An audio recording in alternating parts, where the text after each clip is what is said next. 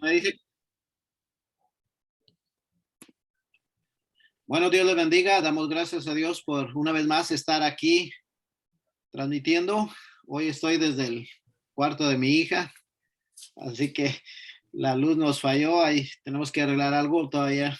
Pero gracias a Dios aquí estamos. Entonces vamos a tener la lección número 9, que es el precio del liderazgo. El precio del liderazgo. En Lucas 9:62 dice: y Jesús dijo: ninguno que poniendo su mano en el arado mira hacia atrás es apto para el reino de Dios. Oremos. Padre, te damos gracias por esta reunión, gracias por tu presencia, gracias porque tú estás en medio de nosotros. Gracias, Señor, porque tú provees estos momentos donde podemos predicar tu palabra, enseñar tu palabra. Te pedimos que abra nuestro entendimiento y que nos des mayor sabiduría e inteligencia para poder captar lo que tú quieres para nosotros. En el nombre de Jesús, amén y amén. Hoy vamos a hablar acerca del precio del liderazgo. Los objetivos que vamos a tener hoy es, número uno, es comprender que es necesario y natural al liderazgo, enfrentar dificultades y pagar un precio para ejercerlo. Seguimos a la otra figura, por favor. Ok, número 2, identificar las dificultades más recurrentes en el liderazgo cristiano y aprender a enfrentarlas. Conocer la recompensa que Dios nos ha prometido a través de su palabra al comprometernos con el liderazgo para su obra. Y número 4, obtener la motivación necesaria para seguir adelante con la perseverancia, paciencia y fuerza en el liderazgo, en el desarrollo del ministerio. Lo que vamos a hablar hoy es acerca del precio del liderazgo. A veces cuando se habla de precio, a mí no mucho me gusta usar la palabra precio en el momento de estar hablando acerca de servir a Dios, ya que un precio es como que estamos comprando algo, pero realmente lo que yo le diría es el esfuerzo necesario para nosotros hacer la obra de Dios. Una de las cualidades que distinguen al liderazgo es la fuerza y el vigor con que enfrenta las circunstancias adversas. Para principiar tenemos que entender: no hay nada en la vida que sea fácil, que sea gratis o que no le cueste nada a uno. Siempre hay algo, hay un esfuerzo que hacer, hay que sobreponerse a circunstancias para poder alcanzar, ya sea un sueño, una meta, una carrera. Todo en la vida requiere de un esfuerzo a veces extra de lo que estamos acostumbrados. Y dentro del liderazgo cristiano también tenemos que entender que necesitamos nosotros esforzarnos, dar lo mejor de nosotros para lograr nuestros objetivos.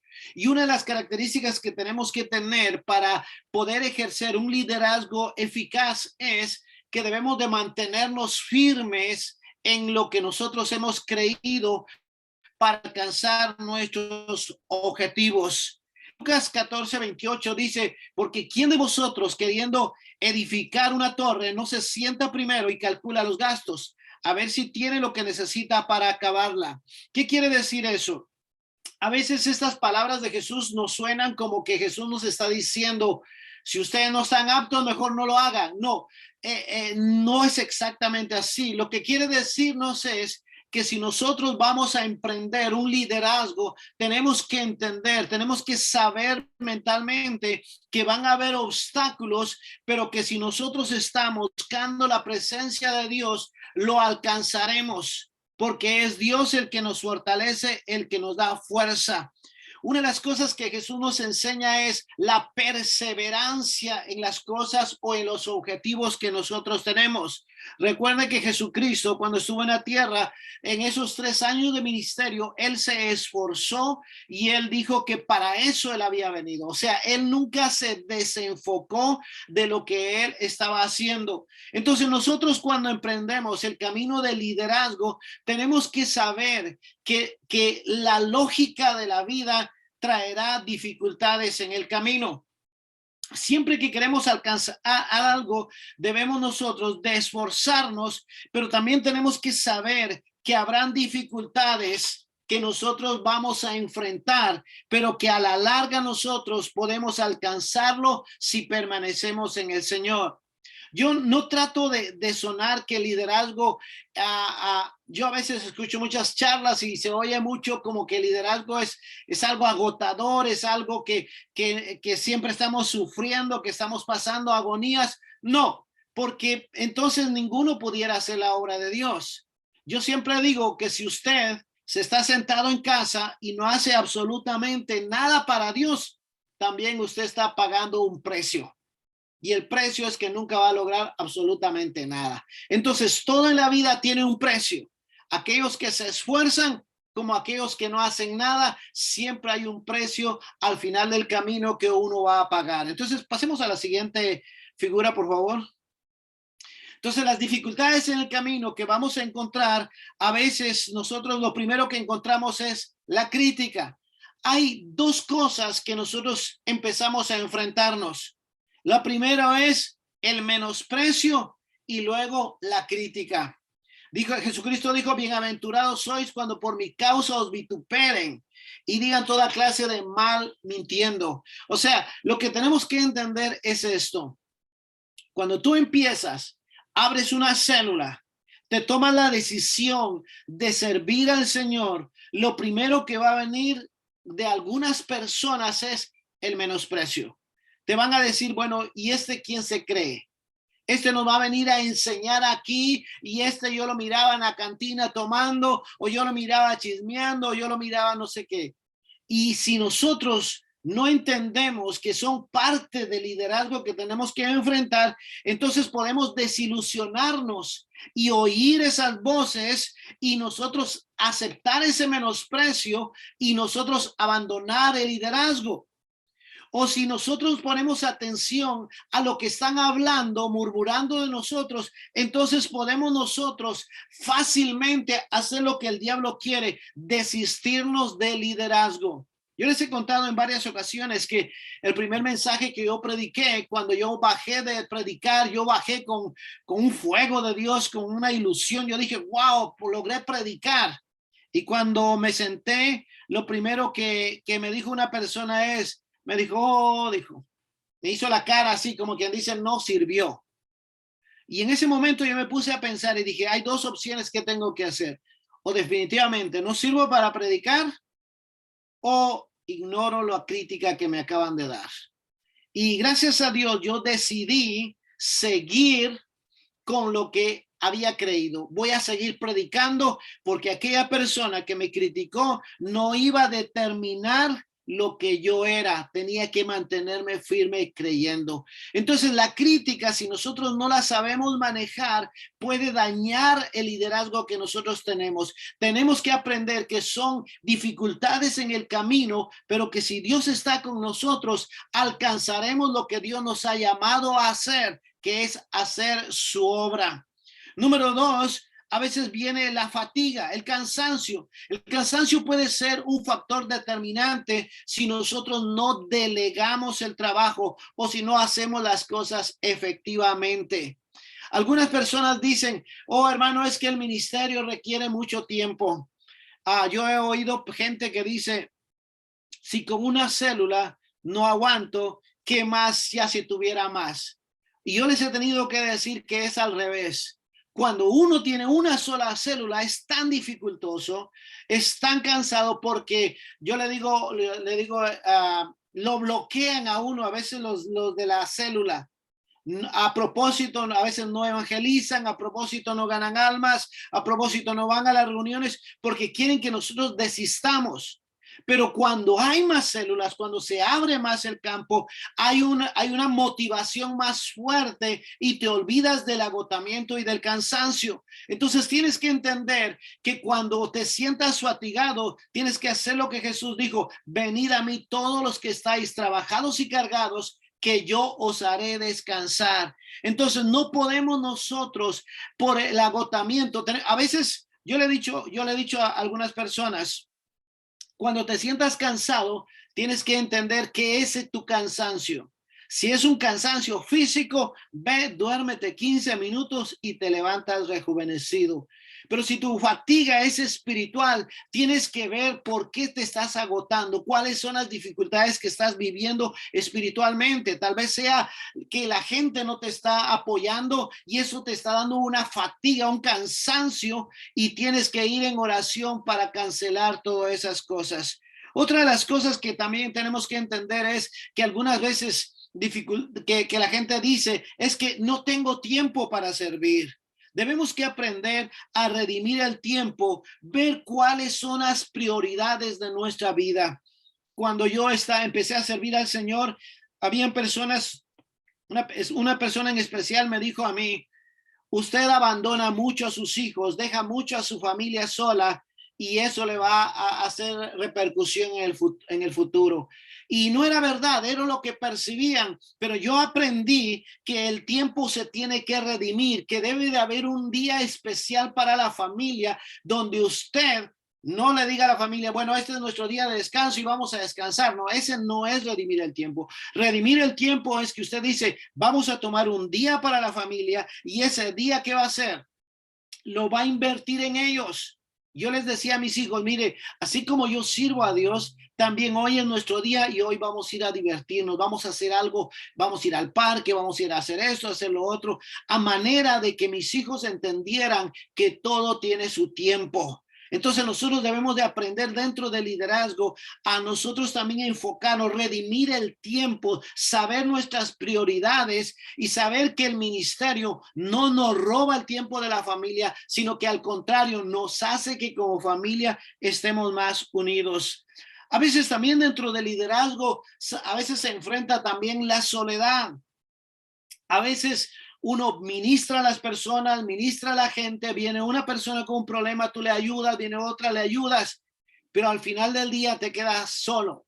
Y a veces no tienes con quién ir. Recuérdate que el tiempo de soledad no es para lamentarte y decirte, oh, me siento solo, sino al contrario, es un tiempo de buscar la presencia de Dios y saber que el Señor está contigo, porque dice la palabra de Dios que Jesús se iba a solas a orar. ¿Para qué? Para llenarse de la presencia de Dios, para que cuando la gente necesitaba algo, Él tenía la unción sobre su vida.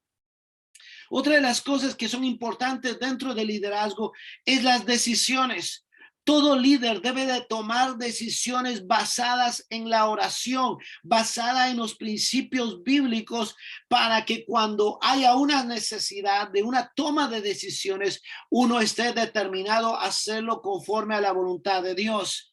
Porque dice en 2 Corintios 2:1, esto pues determiné para conmigo, no ir otra vez a vosotros con tristeza. Pablo está determinado y está diciendo, ¿saben qué?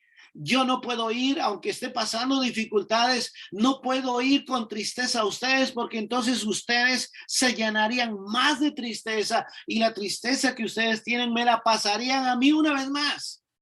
Nosotros como líder no es que tengamos que aparentar, porque a mí no me gusta cuando una persona está aparentando.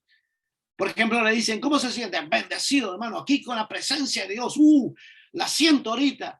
Y después cuando llegan a casa se sienten miserables, se sienten sin fuerza. No, tenemos que aprender a ser equilibrados.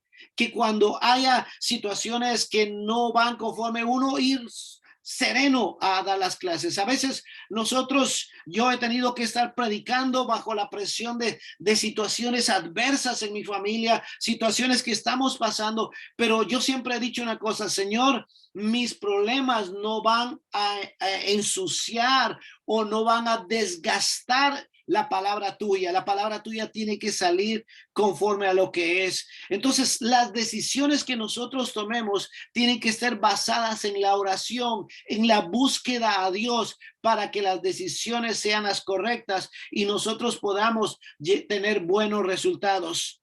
Otra de las cosas que a veces pasan dentro del liderazgo es el rechazo.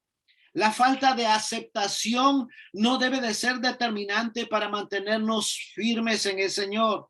Jesús dijo, estas cosas os he hablado para que en mí tengáis paz. En el mundo tendréis aflicciones, pero confiad, yo he vencido al mundo. Una de las cosas que a veces uno como líder recibe a veces es el rechazo. A veces cuando tú le tiendes la mano a alguien en la necesidad, después como que te da una puñalada, pero y te empiezan a rechazar, te empiezan a hablar. Yo me quedé sorprendido cuando de repente vi la crítica a aquellas personas que yo les había ayudado. Y yo me sentía tan mal, yo le decía, Señor, ¿por qué? Y el Señor me decía, me daba a entender en mi corazón y decía, ellos te rechazan porque yo mismo he puesto el rechazo para que viendo no vean, ni oyendo entiendan. Entonces entendí, no me tengo que sentir rechazado porque el rechazo es a la palabra de Dios. Entonces tenemos que sobreponernos a esas circunstancias adversas. Tenemos que aprender que el rechazo nos debe de hacer más fuertes, nos debe de empujar a Dios. Algunas personas dicen, oh hermano, pero es que hasta mi líder me abandonó, es que mire que no me llama, mire, no seas codependiente de las personas. El liderazgo tiene que ser, nosotros debemos de ser dependientes de Dios, pero si alguien nos falla, que eso no determine nuestra fe. Nuestra fe debe de estar determinada por en quién hemos creído. Y hemos creído en Jesús que venció al mundo. Por lo tanto, nosotros debemos de mantenernos firmes a pesar del rechazo. Porque a veces, hermanos, es natural dentro del liderazgo. A mí me ha pasado, a veces hasta después de un mensaje, después de haber terminado de predicar, viene la murmuración, viene la crítica, viene el rechazo. Pero no por eso voy a determinar mi fe, no por eso voy a abandonar el camino, no por eso voy a dejar de servir a Dios. Al contrario, eso me debe de hacer más fuerte. Me debe de, si a veces la crítica o a veces el rechazo por alguna circunstancia sea correcta, yo debo de analizarme, debo de ver, saber qué es lo que están diciendo de mí, porque no siempre lo que se habla mal de uno es incorrecto.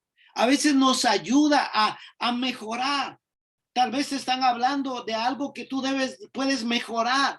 Tal vez no te has enterado bien de lo que estás predicando, pues hay que informarte más, hay que leer más. Tal vez los consejos que estás dando no están basados en la Biblia, sino están basados en tus crisis que has tenido, en los traumas que has vivido. Entonces, al oír la crítica, tienes que aprender a decir, bueno, me tengo que sobreponer, tengo que leer más, tengo que estudiar más, tengo que buscar más. Y en lugar de sentir el rechazo, la crítica, que te sirva para mejorar y seguir adelante de una mejor manera.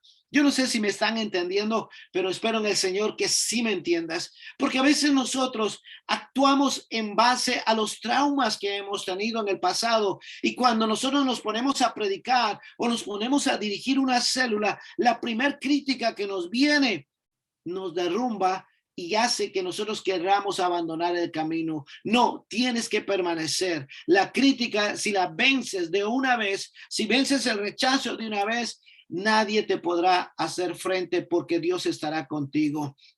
Otra de las cosas que hace el liderazgo es la recompensa. La palabra de Dios dice que todo aquel que le sirve al Señor será recompensado. Y dice que Él nos promete dar ciudades y naciones. En Apocalipsis 2:26 dice, al que venciere y guardare mis obras hasta el fin, yo le daré autoridad sobre las naciones. O sea, en otras palabras nos está diciendo que Dios promete darnos ciudades y naciones. Ahora, si lo determinamos al nivel de liderazgo, quiere decir que la recompensa es cuando tú tomas la decisión de servir a Dios, de formar una célula, de ganar almas. Él promete no solo darte un pequeño grupo, sino darte varios grupos. Y a veces tú que eras tan acomplejado y lleno de temores, lleno de inseguridades, ahora la demás gente te empieza a ver como alguien que pueden confiar en ti. Eso es, a mí me encanta eso de Dios, porque Dios no está pidiendo títulos, Dios no está pidiendo dónde, en qué universidad estudiaste. Él solo quiere un corazón dispuesto para usarte y poderte entregar las naciones. También el Señor nos promete dar autoridad. Dice que Jesús le dio autoridad a sus discípulos sobre los espíritus inmundos. O sea, lo que quiere decir es que cuando tú eres ungido y abres una célula, viene una unción sobre tu vida diferente como no la habías tenido. Por eso es que vale la pena pagar el precio del liderazgo, esforzarnos y seguir adelante, no quedarnos a medio camino, porque el Señor promete darnos autoridad a todo aquel que cree, porque dice que les dio autoridad sobre los espíritus inmundos para que los echasen fuera y para sanar toda enfermedad y toda dolencia. ¿Te imaginas? Antes nosotros éramos enemigos de Dios y ahora con la unción del Espíritu Santo, ahora tenemos esa autoridad y podemos ministrar a otra gente en el nombre del Señor. Y por último, tenemos la retribución al precio que pagamos.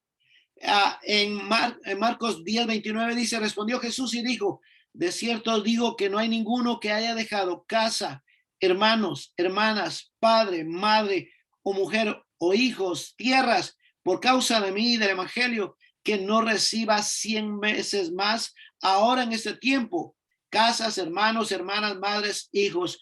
¿Por qué Jesús dijo esa palabra? Porque Jesucristo, Pedro le preguntó, Señor, nosotros lo hemos dejado todo, ¿qué pues tendremos? La inquietud de Pedro, porque Pedro no era una persona cualquiera, él tenía su embarcación, él se dedicaba al negocio de la pesca. Y por eso le nace la inquietud, Señor, ¿qué va a pasar con nosotros? Y ahí es donde Jesús dice, recibirán 100 veces más. Te voy a decir una cosa, cuando nosotros servimos a Dios con todo nuestro corazón, déjame decirte una cosa, Dios siempre va a recompensar todo el esfuerzo que tú has hecho. A veces, tal vez algunos de ustedes no nos conocen a nosotros, pero nosotros hemos servido al Señor casi toda nuestra vida. Y déjame decirte una cosa, Dios es fiel y Él ha recompensado cada esfuerzo que nosotros hemos hecho para Él. Dios es un Dios bueno, Dios es un Dios misericordioso, que cuando nosotros le servimos, Él viene y nos recompensa. Él viene y quiere darnos más de lo que nosotros hemos ofrecido. Déjame decirte, cuando yo empecé a servir a Dios, yo le dije estas palabras. Señor, yo voy a servir en tu obra, pero tú encárgate de mi familia y de mi economía. Y déjame decirte, hasta este momento Dios ha cumplido su palabra. Yo no he tenido dificultades, yo no he tenido problemas. Yo le digo a las personas a veces, parece como que hablara con orgullo, pero mis hijos no estuvieron en pandillas, mis hijos no estuvieron en drogas, mis hijos no estuvieron en nada de nada. ¿Sabes por qué? Porque serví al Señor. Dios es fiel. Y cuando tú le sirves de todo corazón, dice 100 veces más, el Señor nos ha de recompensar. ¿Qué quiere decir esto? Que a la par del precio que se paga, a la par de lo que nosotros tenemos que sobreponernos a las dificultades que tenemos que atravesar, no es nada a comparación de la bendición que Dios nos da. Por eso es que yo le doy gracias a Dios y le digo a veces, Señor, gracias porque me permitiste servirte toda mi vida, porque he visto la recompensa de lo que has dado a mi vida. Déjame motivarte con esto. Si tú estás pensando, ¿será que yo puedo servir a Dios? ¿Será que o no puedo? ¿Es que no puedo hablar en público? ¿Es que no puedo hacer aquello? No, sirve a Dios sin mirarte a ti mismo, míralo a Él. Porque cuando nosotros nos miramos a nosotros, nos miramos llenos de defectos, pero cuando lo miramos a Él, Él nos levanta, Él nos capacita. Al final del día, como se dice, Dios recompensa cada esfuerzo que tú haces por su obra. Y luego dice que Él promete no solo 100 veces más, sino también la prosperidad. En tercera de Juan 1:2 dice, amado, yo deseo que tú seas prosperado en todas las cosas y que tengas salud, así como prospera tu alma. ¿Qué quiere decir? Que el Señor siempre quiere recompensarnos por la obra que hemos hecho. Déjame decirte esto. Si estás pensando y estás diciendo, bueno, no estoy tan seguro si sirvo a Dios o no, si la puedo hacer o no. Déjame motivarte. Sirve a Dios. Sírvele de todo corazón. Haz la obra, aunque al principio recibas crítica, aunque al principio seas rechazado, aunque no te acepten, aunque tal vez a los que te estés predicando se rían de ti. Mantente firme, creyendo en el Señor, porque al final de la vida vas a ver la recompensa. Hace unos días, mejor dicho, al final del año pasado, yo fui a Guatemala y a mí me gusta siempre observar a todos los que fueron amigos míos en la juventud, en mi niñez y mi adolescencia. Y me doy cuenta que aquellos que no sirvieron a Dios tienen una vida destrozada, destruida. Sus matrimonios están en fracaso.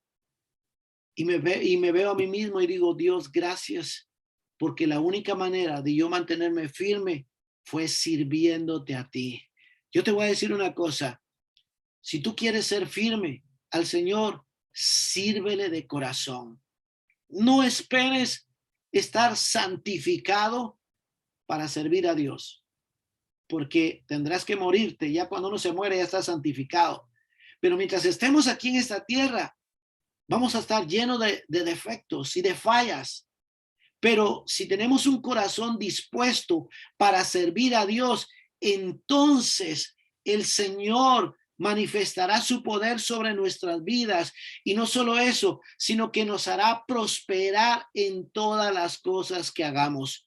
Déjame motivarte. Yo no sé cómo está tu corazón hoy día. Yo no sé cómo está tu vida hoy día. No sé cuál es la decisión que has tomado, si servir a Dios o no, o solo estás esperando terminar las clases y cumplir y ya estuvo. Déjame motivarte. Aquellos que sirven a Dios jamás serán avergonzados. No lo digo yo, lo dice su palabra. David decía, del polvo y del muladar me sacaste y me hiciste príncipe de Israel. Eso es lo que hace el Señor. El Señor te saca de las drogas, te saca del alcohol, te saca de la pobreza, pero no para que te quedes ahí, sino para que seas un líder de influencia y ministres a otras personas. Espero que te haya motivado esas palabras y ahora quiero orar por ti para que el Señor manifieste su poder en tu vida. Padre, en el nombre de Jesús, estamos orando por cada persona que ha tomado la decisión de servirte. Señor, el precio de servirte no es nada comparable con la bendición que tú nos das. Yo te pido, manifiéstate en cada vida, en cada persona que está oyendo este mensaje y que tu gloria sobrenatural lo motive para saber que tú eres un Dios bueno, un Dios fiel que recompensa a aquellos que les sirven. Yo los bendigo en el nombre de Jesús y declaro tu unción sobre cada uno de ellos en el nombre de Jesús. Amén y amén. Amén. Dios les bendiga nuevamente. Gracias, hermano Marvin, por esa charla. Y nuevamente con ustedes, un placer saludarles. Gracias por estar en esta clase y ya, como dijimos, en la clase número 9 del módulo, de los módulos que estamos teniendo, solo falta una clase, que es la clase número 10, y después de esa clase se les va a dar un certificado a cada uno, o siempre haga presencia en la otra clase para que se le tome en cuenta su asistencia, ¿ok? Vamos a seguir con la clase. Hoy nos toca hablar a nosotros sobre prepararse para la consolidación. En esta clase vamos a aprender primero el versículo que vamos a, en el base en el que vamos a estar estudiando. La siguiente, Mauricio, es en Colosenses 1, 28 y 29. Dice, a quien anunciamos amonestando a todo hombre y enseñando a todo hombre en toda sabiduría, a fin de presentar perfecto en Cristo Jesús a todo hombre, para lo cual también trabajo, luchando según la potencia de Él, la cual actúa poderosamente en mí. Aquí está hablando Pablo, ¿ok?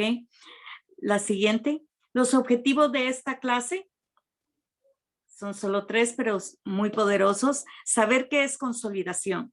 Tal vez usted ha oído la palabra, pero hoy vamos a definirla un poquito más. Aprender a aplicar los fundamentos para un proceso de consolidación eficaz. Ver el principio de la consolidación a través del ministerio de los apóstoles, ¿ok? La consolidación es la etapa que se sigue a la estrategia de ganar. Ya hemos estado hablando anteriormente de ganar, qué es ganar, qué es bueno ganar, y en la visión nosotros trabajamos ganando personas nuevas, ¿no? Pero, ¿qué pasa después de ganar a esa persona, de traerla a la iglesia, de traerla a la célula? Se caracteriza por el tiempo que se le brinda al cuidado del nuevo creyente o de la nueva persona al aceptar a Cristo. Cuando esa persona viene, vamos a compararlo tal vez como un bebé recién nacido, ¿verdad? De tal manera, dice, para que su vida pueda cumplir el propósito que Dios tiene para él y para que pueda dar fruto y fruto que perdure, fruto en abundancia, buen fruto, ¿no? No fruto malo, sino fruto bueno, que sea un buen árbol, que sea un árbol bien plantado. Es como que estamos sembrando una semilla en él, ¿verdad? La siguiente, por favor.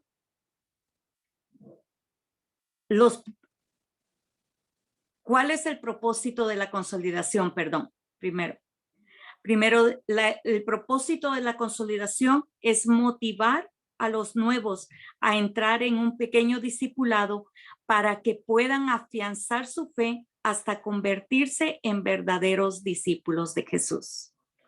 Cuando viene una persona por primera vez a la iglesia, tal vez nunca ha ido a una iglesia cristiana y se queda como, ¿y ahora qué, después qué hago, no? Entonces, allí es donde entramos cada uno de nosotros a afianzar esa fe y para que él se pueda convertir en un verdadero discípulo. La siguiente, dándole pautas para que se afirmen, para introducirse en el ministerio, para poder ser canales de bendición también para otros. Se acuerda que la semana pasada hablábamos de eso, que vamos a ser de bendición para otros. Y ese es el propósito. Cuando viene un nuevo, nosotros le vamos a ir paso a paso enseñando para que él más adelante pueda convertirse en bendición para los demás. La siguiente. Dar a luz es solo el inicio, dice. Hablábamos de que cuando una persona viene al Señor, cuando viene por primera vez a la iglesia, a la célula, y abre su corazón para el Señor, este es un bebé recién nacido, un bebé espiritual, así como cuando nace un bebé, ¿verdad? ¿Cómo cambia la vida de uno un bebé? Mucho, ¿no? Yo me acuerdo cuando yo tuve mi primer hijo, yo no sabía lo que me iba a cambiar la vida. Yo creo que cada uno de nosotros podemos contar las noches de desvelo, lo que no hacíamos antes, ahora lo tenemos que hacer, ¿no?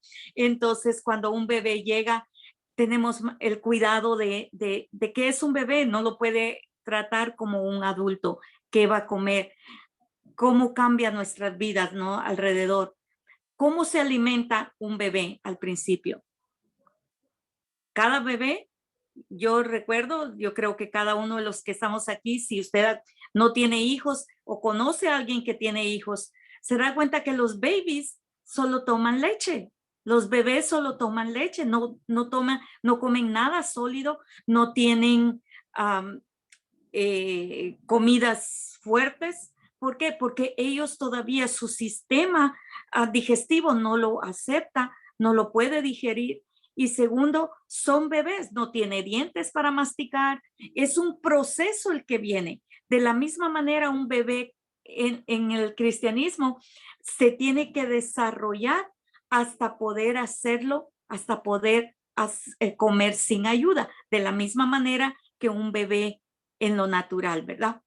Dice, es lo mismo que con los cristianos recién nacidos, se comienza con leche, con cosas sencillas, se les habla del amor de Dios, cómo Dios les ama, cómo Dios los quiere bendecir, cómo Dios quiere que ellos cambien sus vidas, cómo Dios quiere ayudarles a solucionar muchas situaciones que tal vez están pasando. Entonces, así se empieza con un bebé, ¿verdad?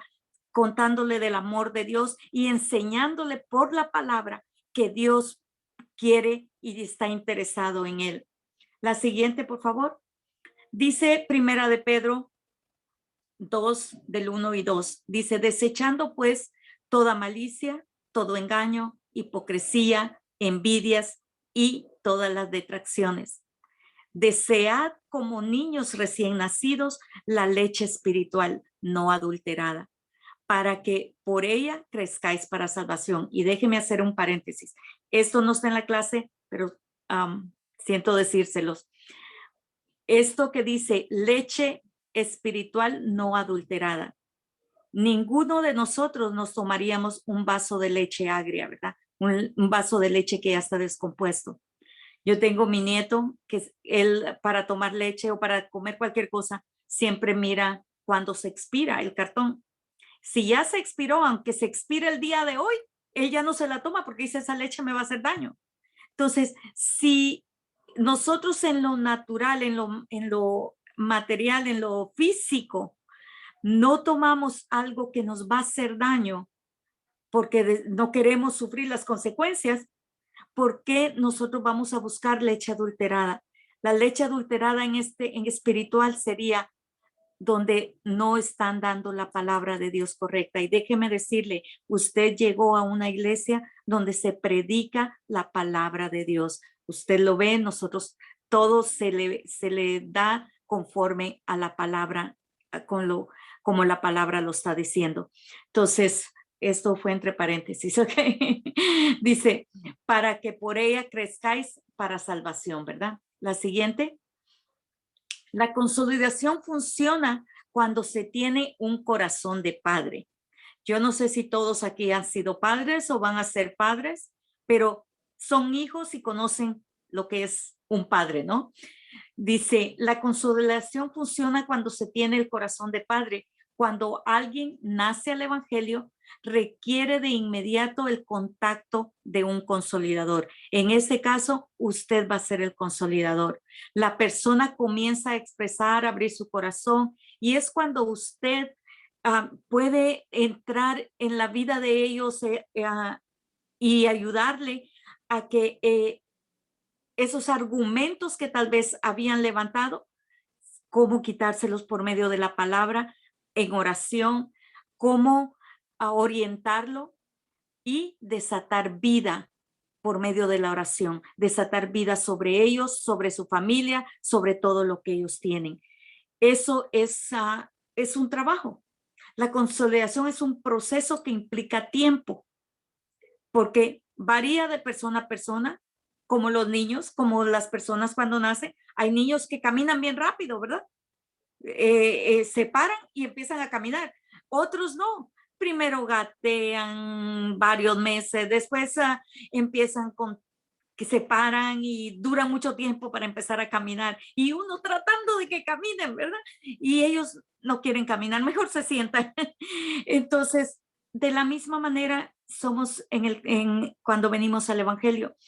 Algunos crecen más rápido y estos de la misma manera el tiempo que se lleva, por eso no hay un tiempo estipulado, pero usted como líder se va a dar cuenta, va a ir conociendo la madurez de cada una de estas personas cuando usted ore con ellos, cuando enseñarles a orar, vamos a hablar de eso al ratito, y usted va a ir conociendo a esas personas, cómo ellas se desarrollan por sí solas, ¿verdad? Dice, les quiero hacer una pregunta a los hombres. Sé que hay varios hombres.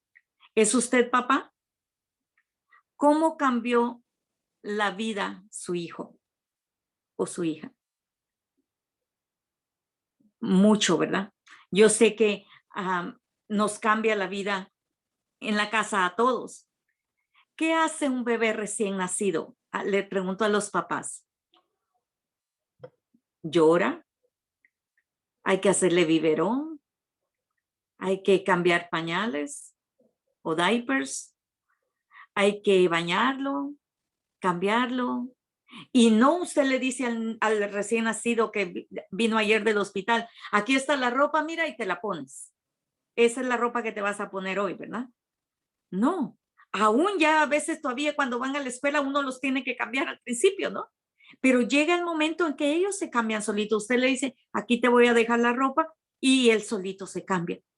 Igualmente al bañarse, hay que bañarlo con mucho cuidado, pero llega el momento en que él solito se sabe bañar. Entonces, de la misma manera va el bebé creciendo, igualmente espiritualmente va a llegar el momento en que él solito va a buscar la comida espiritual. Y ese es el propósito de la consolidación, llevarlo a ese momento, ¿ok? La siguiente slide. Seguir el ejemplo de Pablo.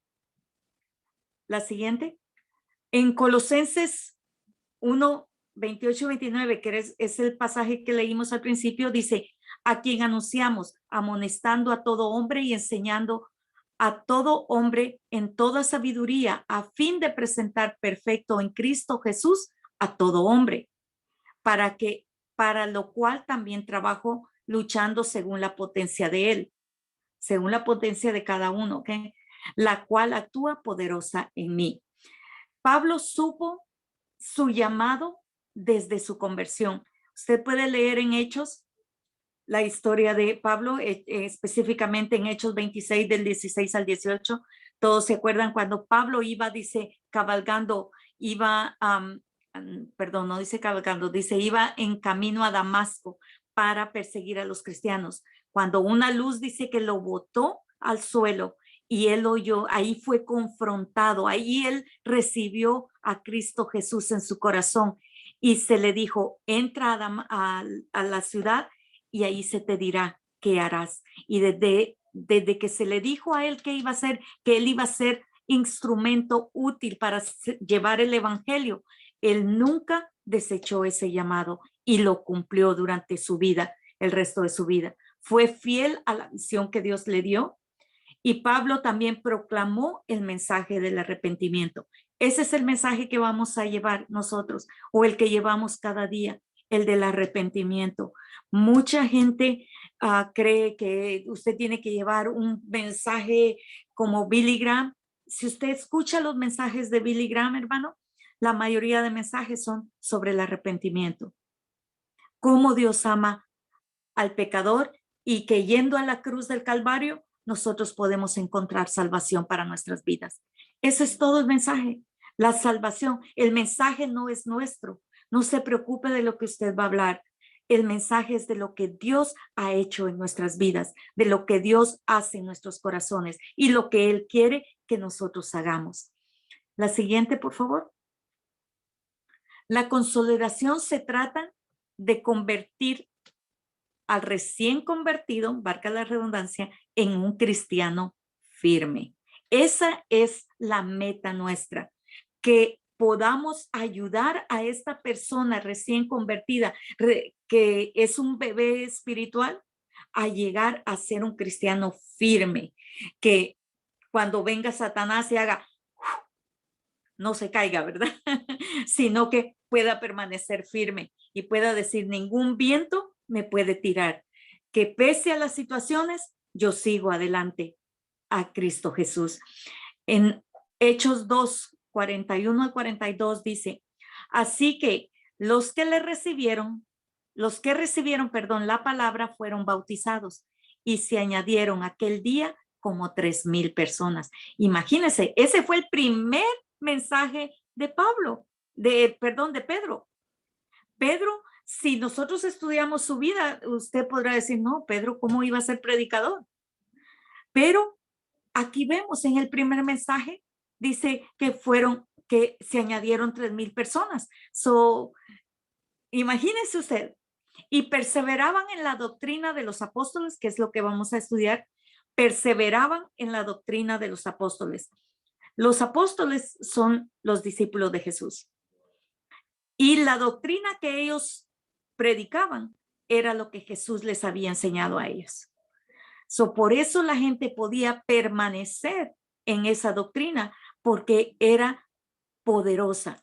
primero Jesús la había predicado, Jesús la había encargado a los apóstoles, y esa doctrina ellos la sembraron también, que hasta el día de hoy ha llegado a la iglesia. Por el trabajo que ellos hicieron, nosotros podemos conocer hoy el evangelio en la comunión de los de unos con otros, el partimiento del pan y en las oraciones. Sigamos con la siguiente. Principios de la consolidación. Y aquí está lo bueno. La siguiente, por favor. Verificar la entrega. Lo que les decía, la iglesia primitiva hizo un trabajo eficaz. Dice que primero orientaban, instruían y luego bautizaban. Pero lo hicieron tan eficazmente que el mensaje quedó, ellos tuvieron sus discípulos y sus discípulos, que ha llegado hasta el día de hoy el mensaje a nosotros.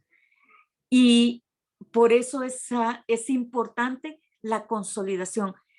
Ganar es importantísimo, pero si nosotros ganamos una persona, pero esta persona no conoce cuál es el siguiente paso a seguir, se quedó atrás. Y hablábamos la semana pasada, los que se quedaron atrás en el pueblo de Israel en el desierto fueron muertos por el enemigo.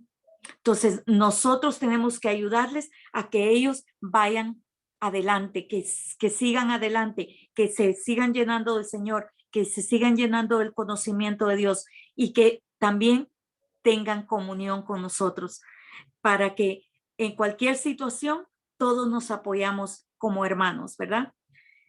Segundo, perseveraban en la doctrina de los apóstoles, que era lo que les estaba hablando antes. Dice, primero la leche espiritual. Primera de Pedro 2:2 decía, desead como niños recién nacidos la leche espiritual no adulterada, para que por ella crezcáis para salvación. Aquí está comparando cómo los niños recién nacidos toman leche para que no pueden comer comida sólida. Pero creo que así como nosotros ya, como decía un amigo que llega a la iglesia, hermano Maestras, ya nos salen cachetitos, ¿no? De tanto que hemos comido la palabra. Ya estamos macicitos, ya nos salen los dientitos, ya podemos masticar, entonces ya podemos masticar más la palabra, ¿verdad? Saborear más lo que las prédicas y todo. Los recién nacidos a veces hay que explicarles con mucho más tiempo y hay que pedirle al Señor la sabiduría para saber que esa sabiduría de Él fluya por nuestras venas, por nuestra boca, para que cuando salga la palabra, ellos también la puedan entender y aplicarla. No solo entenderla, sino aplicarla a sus vidas diarias. No tenemos que hablarles en palabras que ellos no conocen. No tiene que ser palabras de diccionario, no se preocupe. Use su vocabulario de diario para explicarles que Dios les ama y que Él está con ellos todos los días, que nunca los deja solos, porque una de las cosas que las personas padecen cuando son recién nacidos, son recién cristianos, es que me quedé solo, ahora no tengo amigos, mis amigos ya me rechazan, mi familia no me quiere porque me convertí. Entonces viene un momento difícil y es cuando necesita el apoyo de la familia espiritual. Sigue adelante. Necesita comida sólida. Dijimos comida sólida, ¿verdad? ¿Qué es? Dice, él respondió y dijo, escrito está, no solo de pan vivirá el hombre, sino de toda palabra que sale de la boca de Dios. Esto está en Mateo 4:4. Aquí en este pasaje, aquí está hablando Jesús, cuando Jesús le dice a Satanás, escrito está, que no solo de pan vivirá el hombre, sino de toda palabra que sale de la boca de Dios. Esa es la comida que nosotros necesitamos, la comida que necesitan los recién nacidos. ¿Cuál es? La palabra de Dios, lo que sale de la boca de Dios, lo que dice la palabra para mí hoy. Y para eso más adelante voy a hablar un poquito más de eso. Perseveraban en la oración. La oración debe ser un estilo de vida de cada creyente para mantenernos en el camino correcto. Aplicar estos principios les trajo a los apóstoles resultados increíbles. Volvemos a decir, verificar la entrega, darles la doctrina, la comunión uno con otros, que eso pasa en las células, en la iglesia, llevarlos a vivir una vida de santidad, ayudarles a vivir, a llevarlos a eso. Cómo nosotros la vivimos, se lo vamos a explicar a ellos.